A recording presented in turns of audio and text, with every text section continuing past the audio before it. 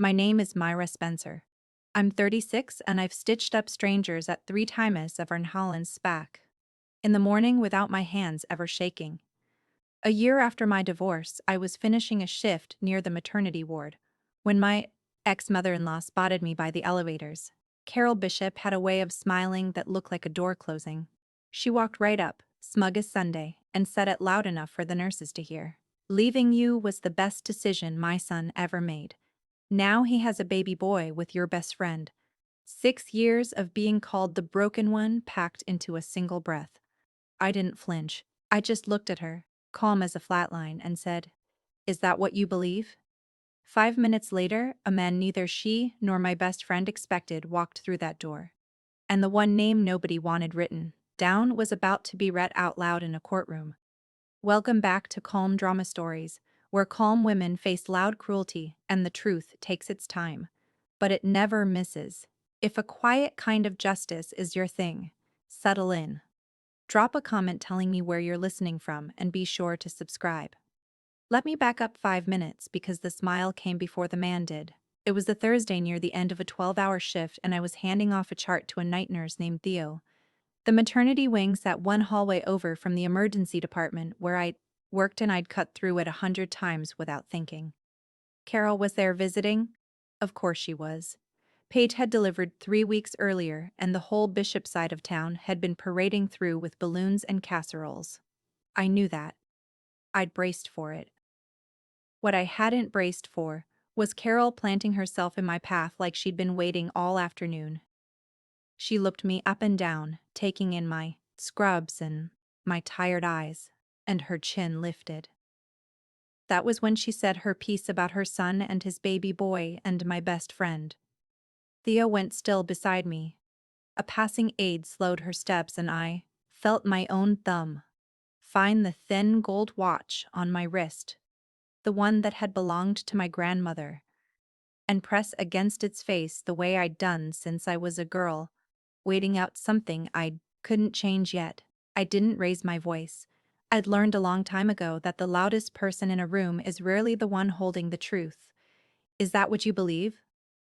I asked her again. Softer this time. Carol blinked, thrown by the calm. She'd expected tears or rage or at least a flinch. She got none of it. And somewhere down that hallway a set of automatic doors hissed open. Though I didn't turn to look yet. I didn't know who was coming. But I knew what I'd already set in motion.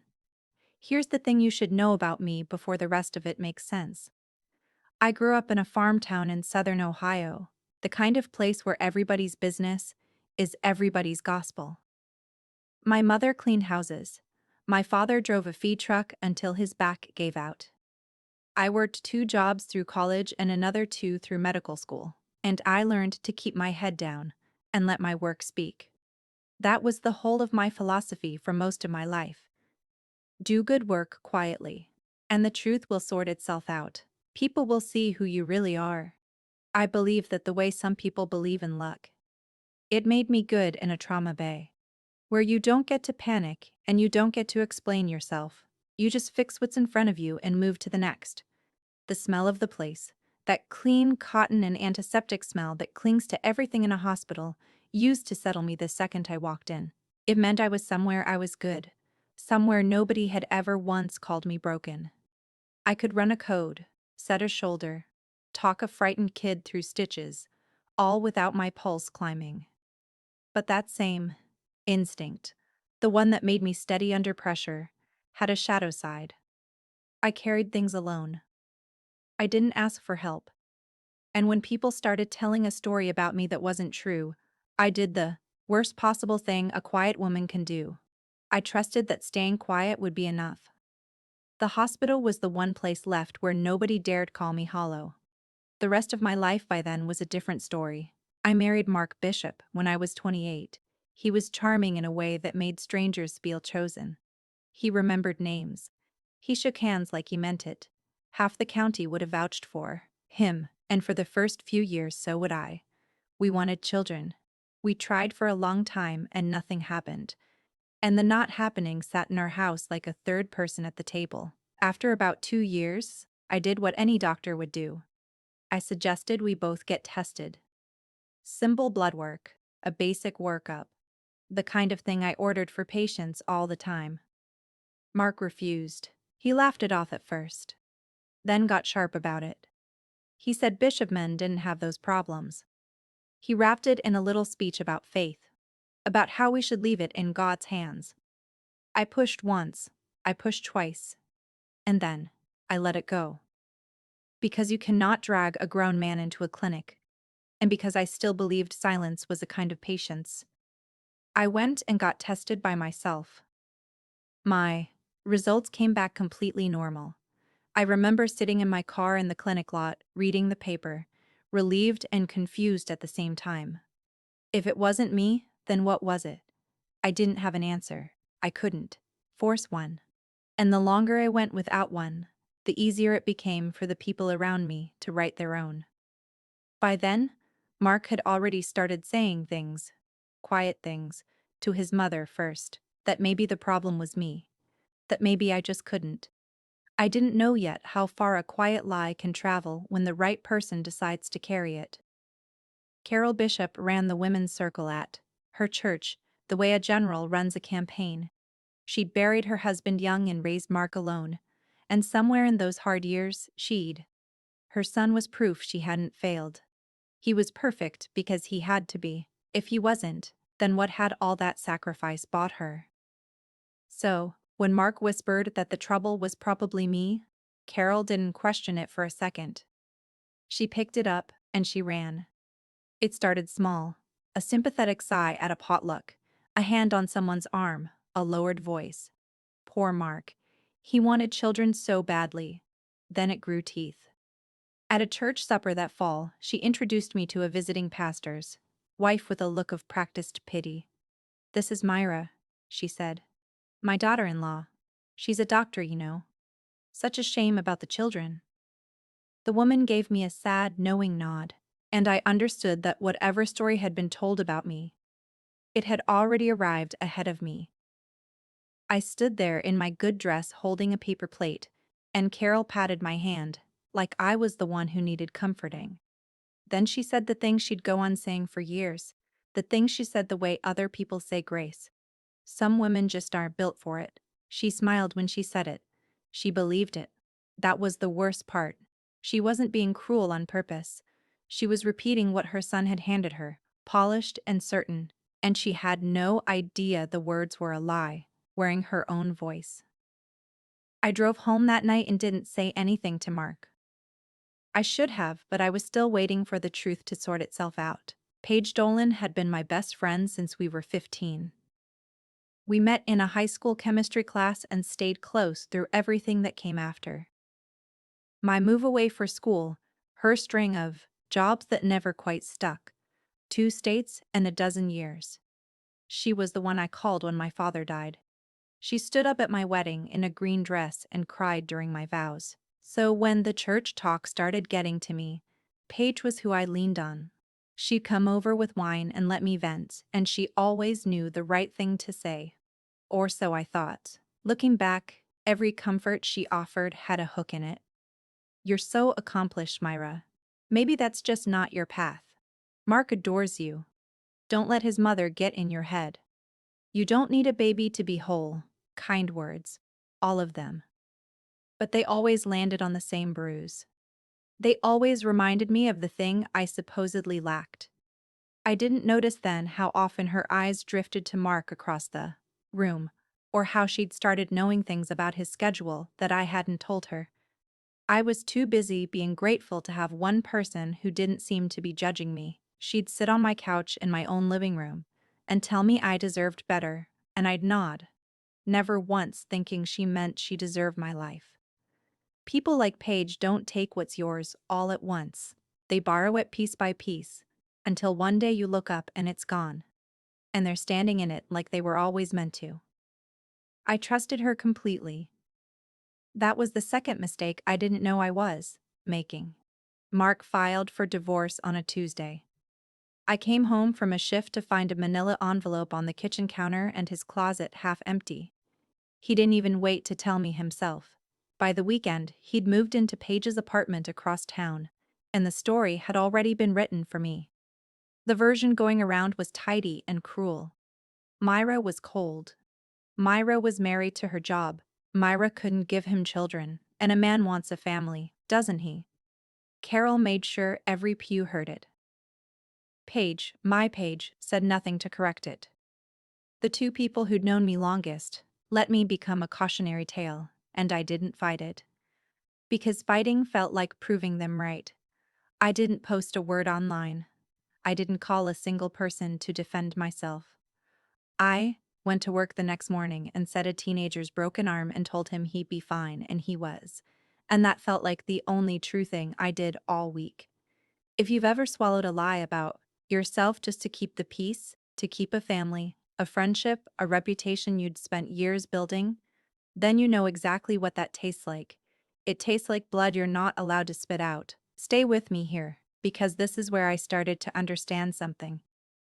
The peace I was keeping so carefully wasn't even mine to keep. It belonged to the people lying about me. They were the ones who needed me quiet. Comment truth if you've ever been there and keep watching because the silence didn't last.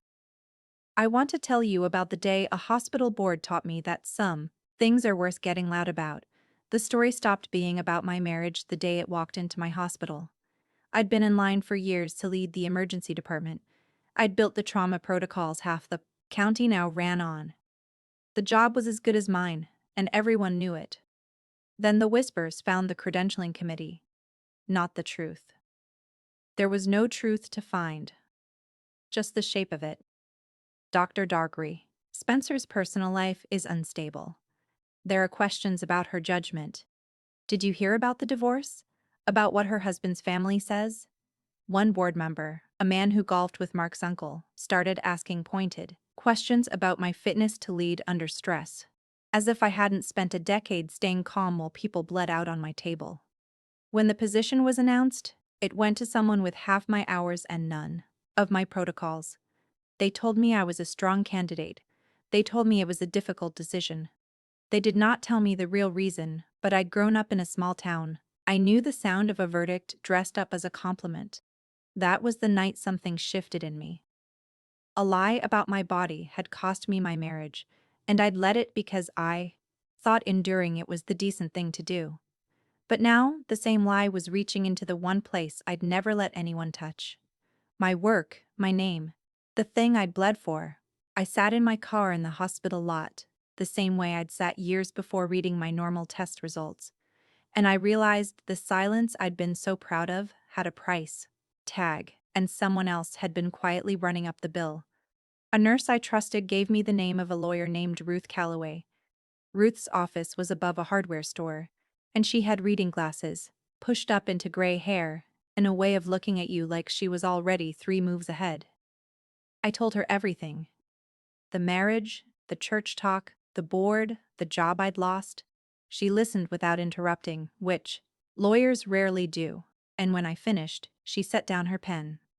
What you're describing might be defamation, she said. Maybe false light, but I won't lie to you. It's hard. She laid it out plainly. To win, we'd have to prove 3 things: that a specific false statement had been made, that it had been spread to other people, and that it had caused me real, measurable harm. The harm part you've got, she said. A lost promotion is a number. A salary is a number. That's the easy part. I sat there turning my grandmother's watch around my wrist. And the false part? Ruth looked at me over her glasses. That's the part you have to be willing to fight about in public. They'll say the statement is true. They'll say you really couldn't have children. To win, you'd have to be ready to prove it wasn't you. I felt my stomach drop because of course I couldn't prove that. My results were normal, but a normal result doesn't say whose fault the silence was. It only says it wasn't mine. I almost stood up and left. The whole thing felt like inviting the town to dissect me. Then Ruth said the thing I needed to hear. Silence isn't a virtue, Myra, when it's costing you your career. Sometimes the kindest thing you can do, for yourself, is make them prove what they're saying. I didn't answer right away, but I didn't leave either. I spent 2 weeks weighing it. I'm not impulsive. I make decisions the way I read a chart, slowly, then all at once. I wrote down everything I stood to lose. The church community that had watched me grow up.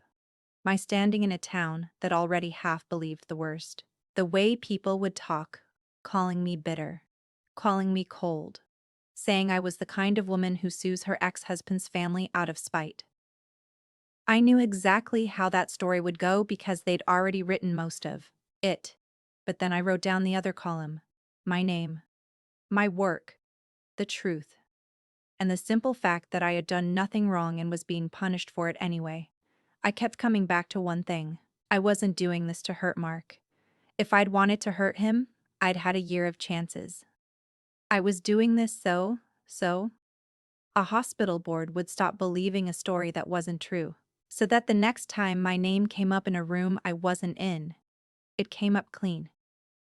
That was the line I drew. And I drew it on purpose. This wouldn't be revenge.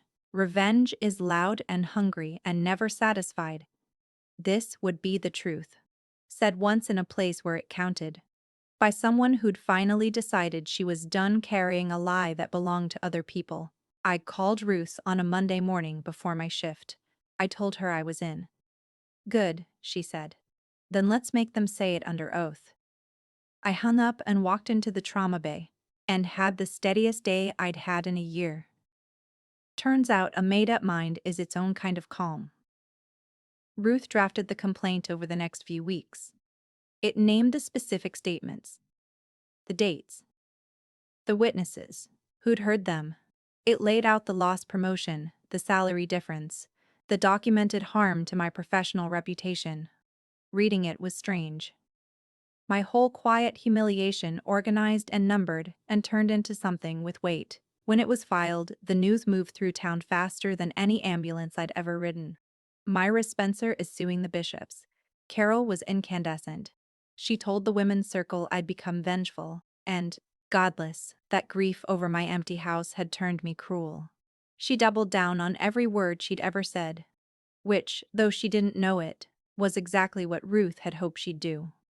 Mark stayed quiet at first. Paige did too. But I started getting messages. Some cruel. Some curious. A few quietly supportive from women who'd had their own reputations rewritten by people who claimed to love them. One read, "Good for you, they did the same to my sister." I didn't respond to any of them. I just kept showing up to work and let the case move at the speed of the law. Which is to say, slowly. Rouge told me the next step was the other side's response. How Mark's lawyer chose to defend the statements would shape everything. They've got two roads, she said. They can say the comments were just opinion, hurt feelings, nothing actionable. That road's annoying but survivable for them. She tapped her pen on the desk. Or they can plant their flag and say the statements were true. That you really were the reason. That road is the one I'm praying they take. I asked her why. She smiled like a woman who already knew the answer. Because then they have to prove it. And, to prove it, they have to open a door. They took the second road. Of course they did. Mark's lawyer filed a response that planted the flag exactly where Ruth had hoped. Their defense, in plain English, was that the statements about me weren't defamation at all, because they were true. I really had been the reason the marriage produced no children. The fault, they argued on paper, was medical. And it was mine. When Ruth called to tell me, I could hear something close to delight under her steady voice. They just said the magic words, she told me. Truth is a defense. But here's what they didn't think through. She let it sit a beat. To prove the statement is true, to prove you were the infertile one, they'd have to put both of your medical pictures in front of a court. Now, I won't oversell it. Reproductive records are about as private as records get, and no judge hands them over lightly. We'd still have to convince the court it's relevant and narrow, but they just argued under oath that the cause was definitely you. They can't make that claim and then refuse to let anyone look at him. That's the crack. It's not a door swinging open, it's a crack. I can work with a crack. I sat down slowly at my kitchen table. Meaning, Ruth said. They just put Mark's own fertility in play. He spent years hiding behind it with her. By swearing to it in court, he may have handed us the reason to finally ask about him. No promises, but it's the best opening we've had. For 6 years, I'd been the one whose body was up for discussion at potlucks and prayer circles. And in trying to make that official, in trying to win by saying it loud in court, the bishops had done the one thing none of them had ever been willing to do. They'd opened the door to looking at Mark. I thought about him refusing the tests, all those years ago. The sharp little speeches, the way the subject had always slammed shut whenever it turned toward him. I didn't say anything to Ruth yet, but a thread I'd buried a long time ago had just twitched, and I felt it move. That night, I couldn't sleep. So I did what I always do when something won't sit right. I went back through the timeline in my head, slow and careful, like reading an old chart for the thing you missed the first time. And there it was, 7 years back. A morning early in the marriage, when Mark had driven up to the city alone for what he called a routine physical. He'd been gone all day. He came home different, quiet in a way that wasn't like him, short with me over nothing.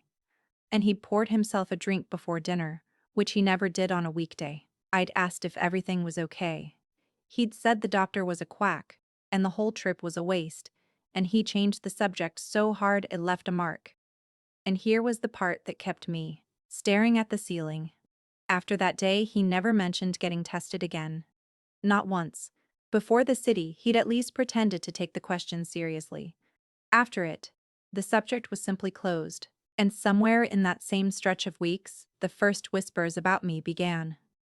I'd filed it away at the time as a man being moody about a wasted afternoon. I hadn't connected it to anything, because I hadn't been looking for a lie. You don't audit the people you love. But now, with Ruth's words still in my ears, that quiet day in the city looked less like a wasted trip and more like the moment something got decided. I didn't have proof. I want to be clear about that. I had a memory and a bad feeling, which is nothing in a courtroom. But it was enough to tell Ruth where to point, and the next morning, that's exactly what I did.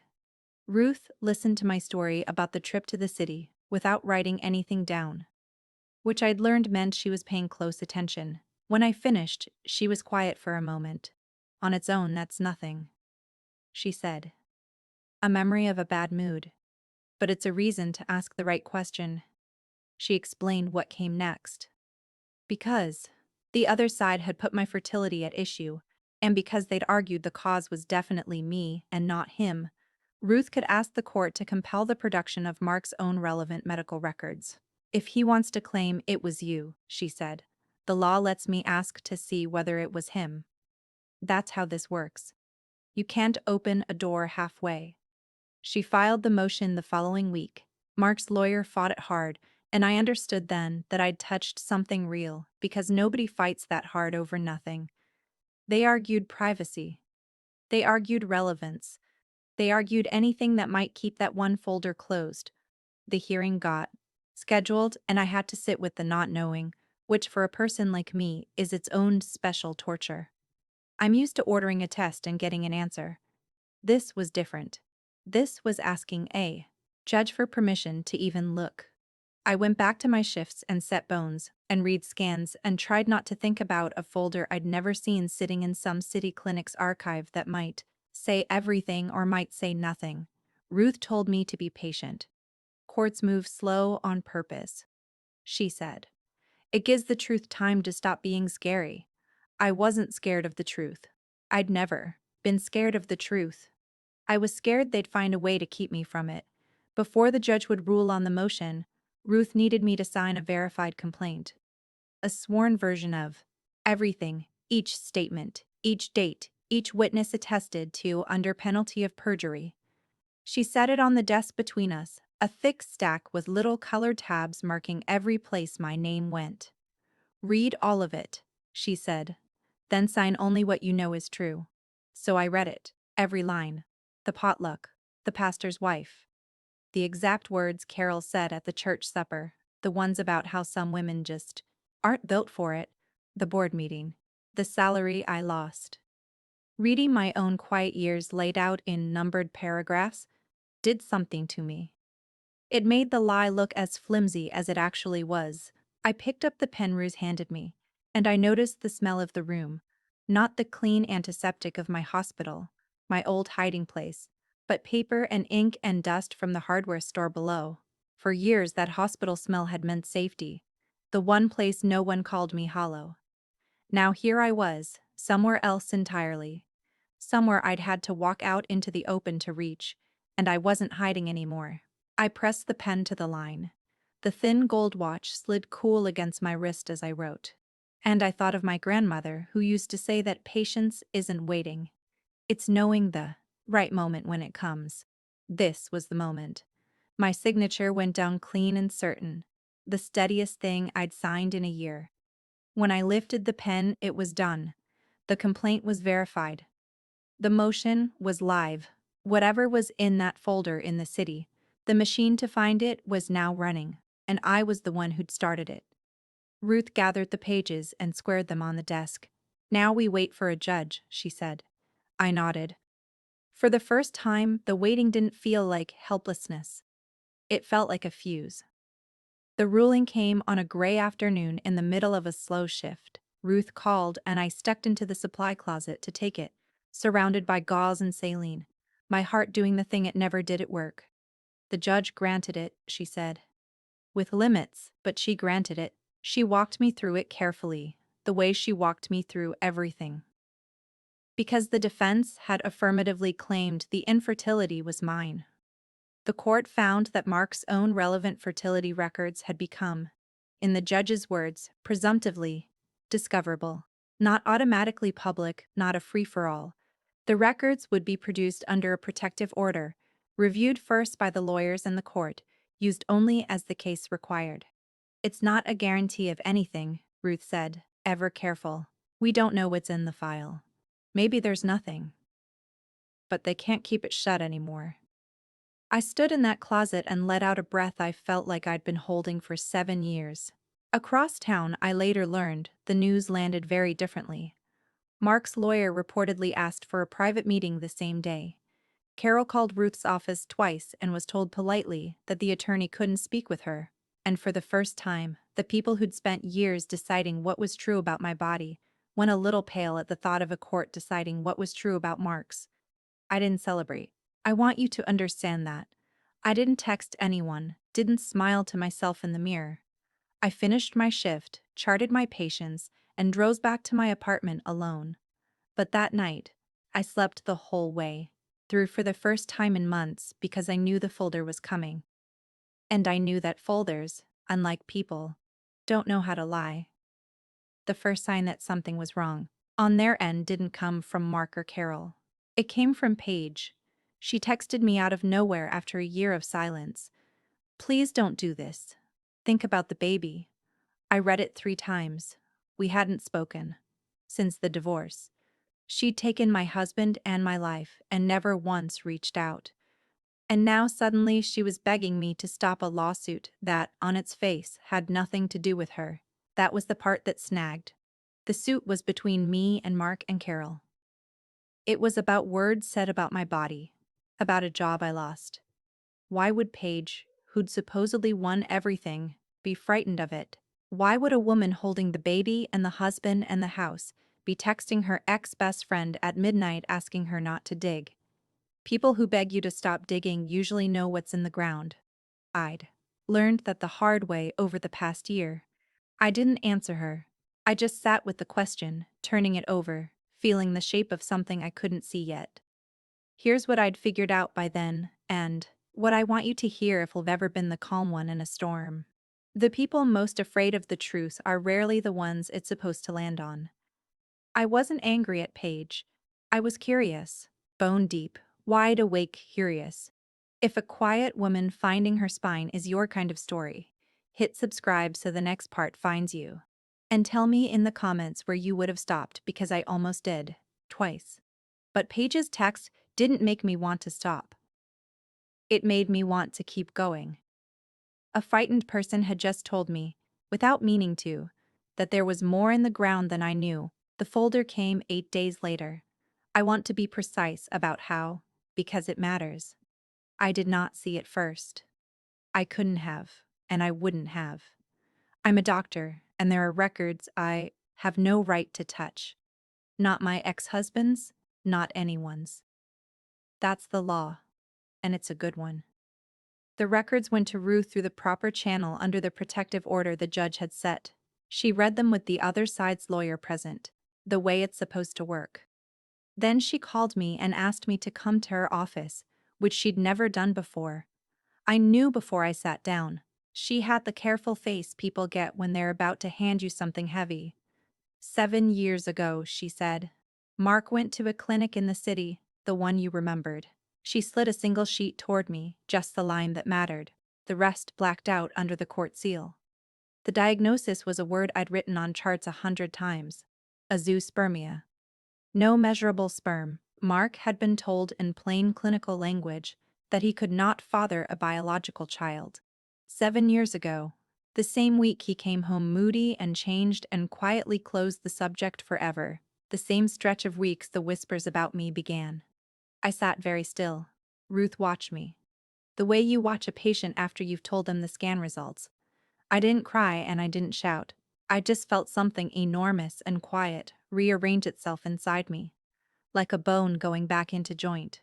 For 6 years I had been the broken one, the barren one, the shame of the Bishop family, and the man who'd let an entire town believe that, had known the whole time that the empty house was his.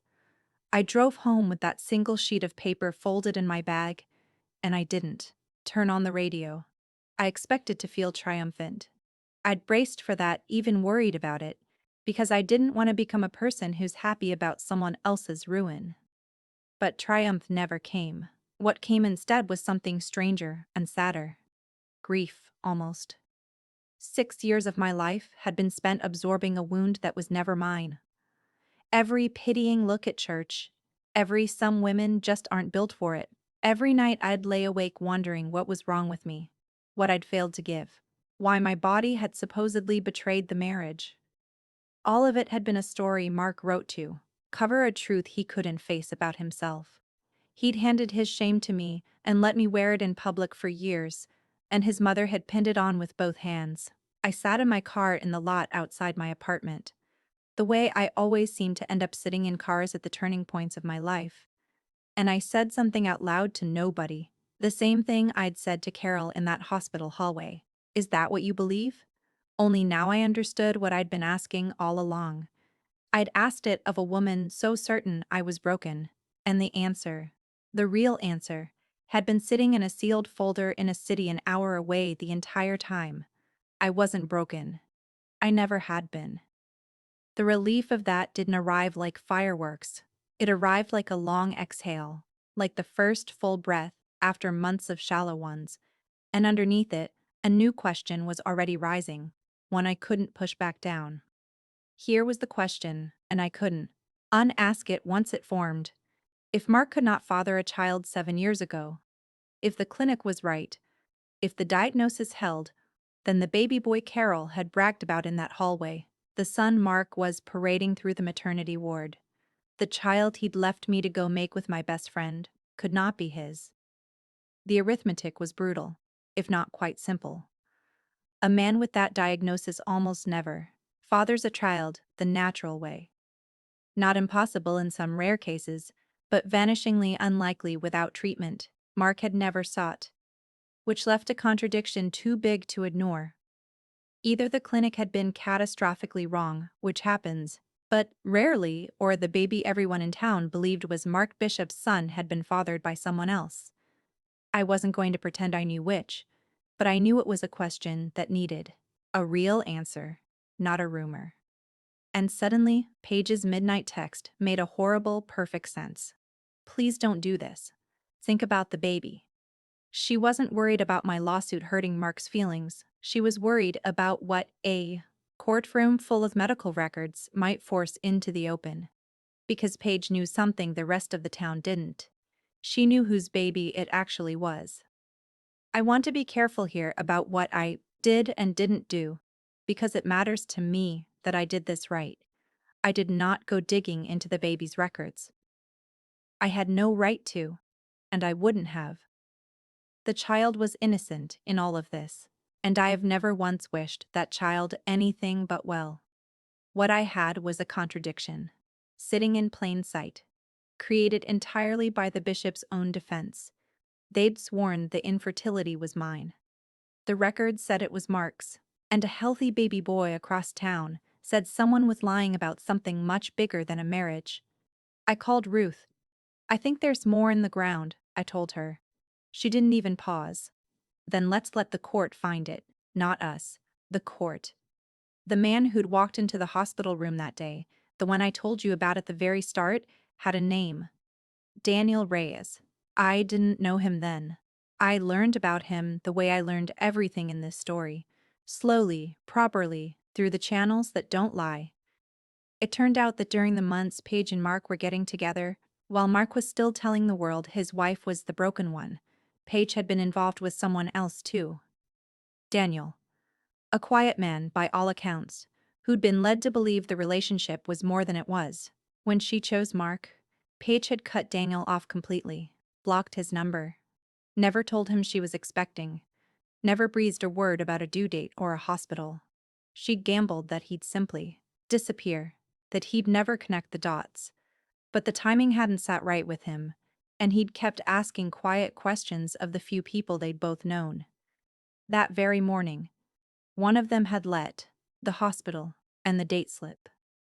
So he came to see the child he suspected was his. And the moment he stepped through that door, the one person she'd been so sure would never find her, Paige's face drained of every drop of color. That's the picture I want you to hold.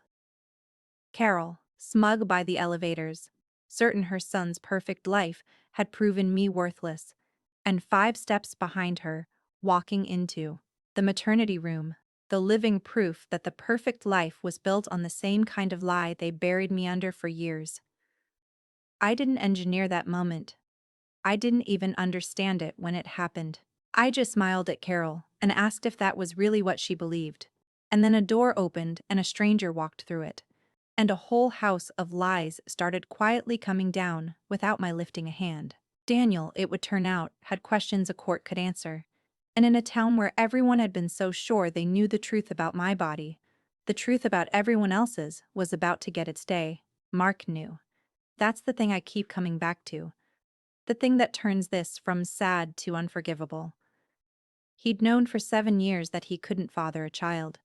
So when Paige got pregnant, he knew with absolute certainty that the baby wasn't his. And he took it anyway. He stood up in front of his mother and his church and his whole small world and let them believe he'd made a son, the son his barren first wife had failed to give him. He used a child that wasn't his to complete the story that had destroyed me. Think about the nerve of that. The cruelty isn't even the affair, or the lie about my body, though those are bad enough. It's that he looked at a baby he knew couldn't be his and saw, first and foremost, a prop. Proof of his manhood, the final period at the end of the sentence he'd been writing about me for years. I tried, honestly, to find some sympathy for him. I'm not a hard person by nature, but every time I reached for it, I hit that same wall.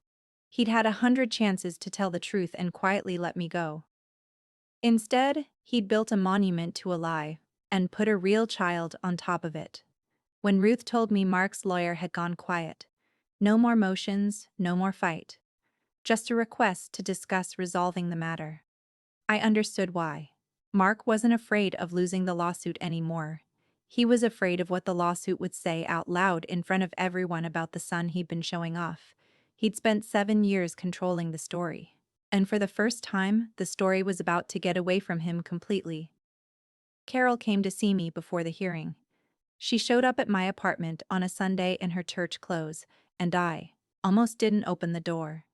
When I did, she looked older than I remembered. Smaller. She didn't apologize. I want to be honest about that, because for a moment I thought she might. She stood in my doorway and asked me, in a voice with a crack running through it, to drop the suit.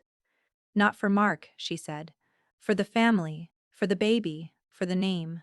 And as she spoke, I saw something I hadn't expected to see.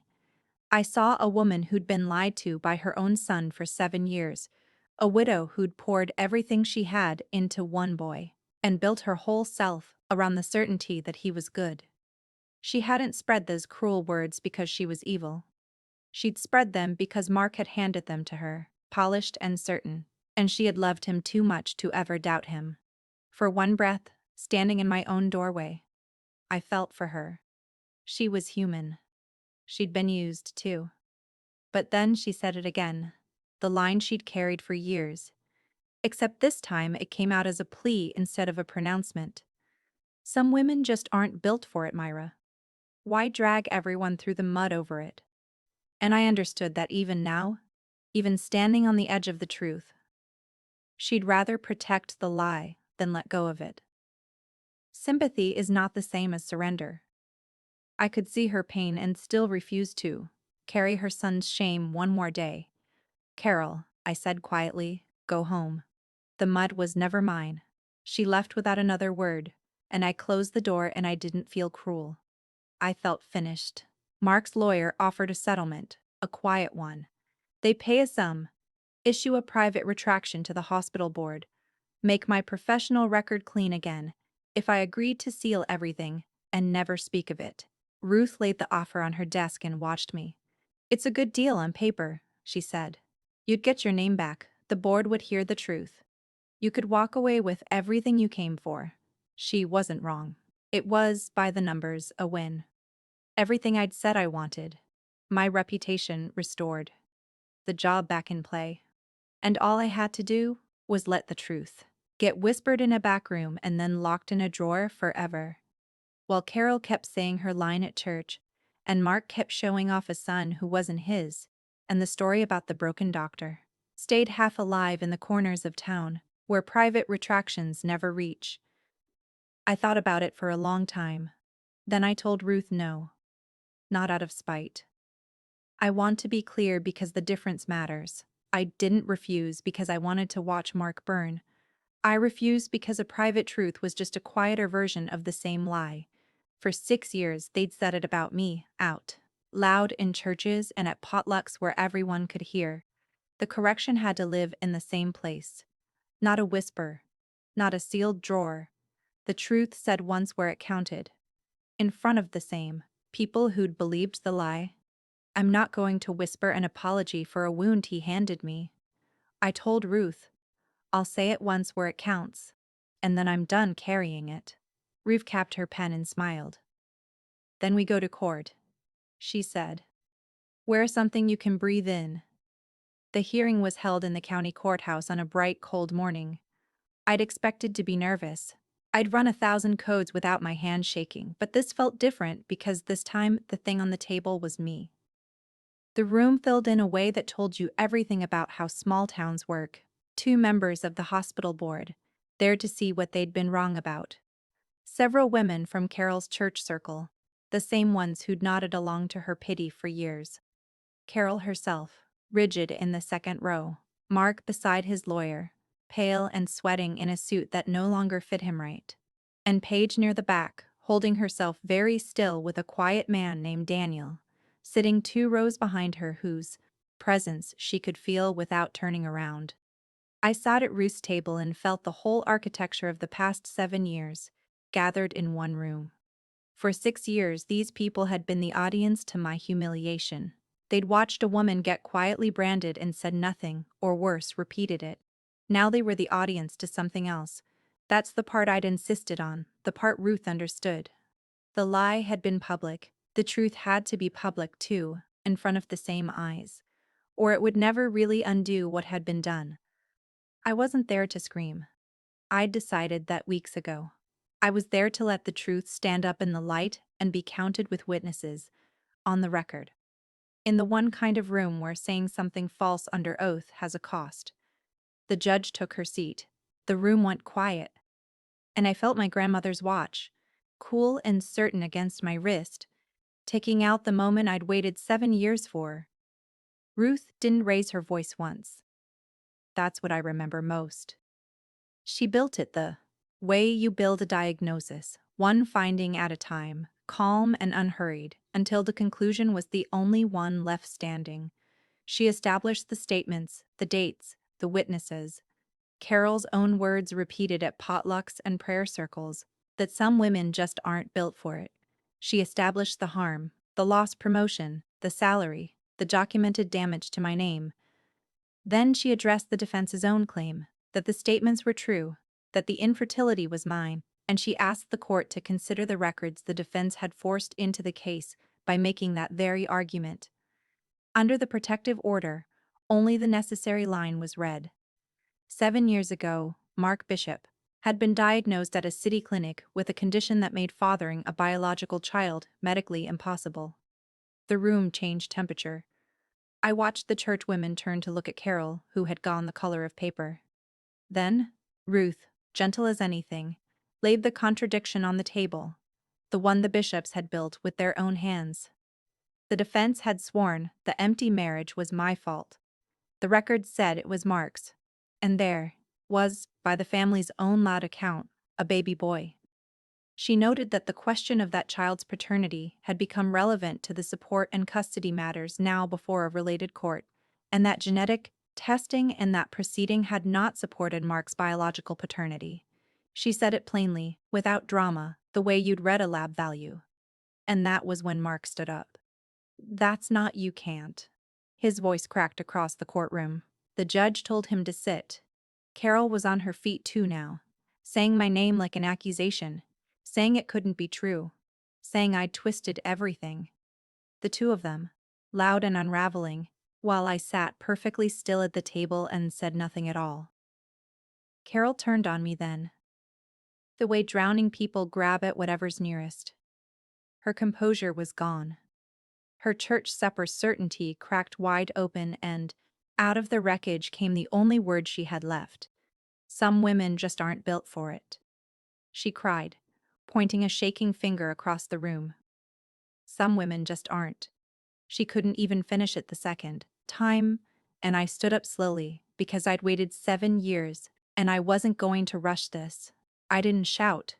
I kept my voice flat and clear. The voice I use when I have to tell a family something, true and hard. The kind of voice that's calmer than the room can stand. "You're right, Carol," I said. The whole courtroom went silent. "You're exactly right. One person in this marriage was never built to have children." I let that sit. I looked at Mark, then back at his mother. The file only ever had his name on it. Somewhere in the back of my mind, a hymn was playing. The one from my wedding, the one Carol had picked. The one that had floated through that church the day I married into all of this. It had meant one thing then. It meant the exact opposite now. Carol's hand dropped. Mark had his face in his hands, and the women from the church circle, the ones who'd nodded along to my ruin for years, sat there with the truth finally settling over them, rearranging everything they thought they'd known. I wasn't built wrong. I'd never been built wrong. The man who let an entire town believe otherwise was sitting 6 feet away, falling apart, while the calm woman he'd called broken stood steady on her own 2 feet. I'd said it once, out loud where it counted, and I was already finally setting it down. What followed wasn't dramatic in the way you might imagine. There was no shouting match, no one dragged out. It was quieter than that, and somehow worse for the bishops because of it. Mark didn't deny it again. He couldn't. He sat with his head down while his own lawyer asked for a recess. And when the judge granted it, he didn't get up. He just stayed there, hunched in his ill-fitting suit, a man watching 7 years of careful storytelling collapse in a single morning. The churchwomen gathered their coats and their purses and filed out with their eyes down. And I knew that by evening the real story would be moving through town as fast as the lie ever had. Carol followed them out, smaller than I'd ever seen her, no longer the general of any campaign. And Paige had slipped out during the recess, but not before Daniel rose from his seat 2 rows back and walked out the same door, closed behind her. The question of that baby, now headed somewhere. It could finally be answered honestly. I sat at the table and let it all empty out around me. Ruth put a hand on my shoulder. You did that without raising your voice, she said. I've been doing this 30 years. You'd be surprised how rare that is. The measurable things came in the weeks after, the way they do. Mark standing in town. The thing he protected at my expense for years simply evaporated. You can't outrun a courthouse in a place that small. He left within a few months, moved 2 states over, somewhere nobody knew the story yet. He'd spent 7 years making sure everyone believed a lie about me. In the end, the truth didn't need me to chase him. It just needed to be said once, in the right room. The hospital board didn't make a show of it, which was fine by me. A few weeks after the hearing, the chair asked to see me. He was one of the two who'd sat in that courtroom, and he had the uncomfortable look of a man who'd believed the wrong thing and knew it. He told me the department leadership position was open again. He told me they'd reviewed the matter and found the earlier concerns about my judgment and stability to be without foundation. He didn't quite apologize, but he came close. And from a hospital board, close is about all you ever get. I took the job. Not because I needed to win one more thing, but because it had been mine, built with my own hands and my own years, and I wasn't going to let a lie keep it from me a day longer. My first week running the department, I walked into the trauma bay and breathed in that clean cotton and antiseptic smell. The one that used to mean safety, because it was the only place no one called me hollow. It smelled different now. It smelled like a place I'd earned and gotten back. Not a place I was hiding. I ran my first code as lead with my hands as steady as they'd ever been. And, afterward, standing at the sink washing up, I caught my own reflection in the dark window and didn't recognize the tiredness that used to live in my face. It was gone. I want to tell you I felt vindicated, and I did, but more than that, I felt light. Like I'd been carrying a bag of stones for 7 years without knowing the handle was right there, and someone had finally shown me I was allowed to put it down. People always want to know what happened to everyone after, so let me tell you, and then I'll let you go. Mark left, like I said. Last I heard, he was somewhere out west starting over in a place that hadn't heard the story yet. I don't wish him harm. I don't wish him much of anything anymore. Which is its own kind of freedom. Carol lost the thing she'd built her whole self around. Not because I took it from her.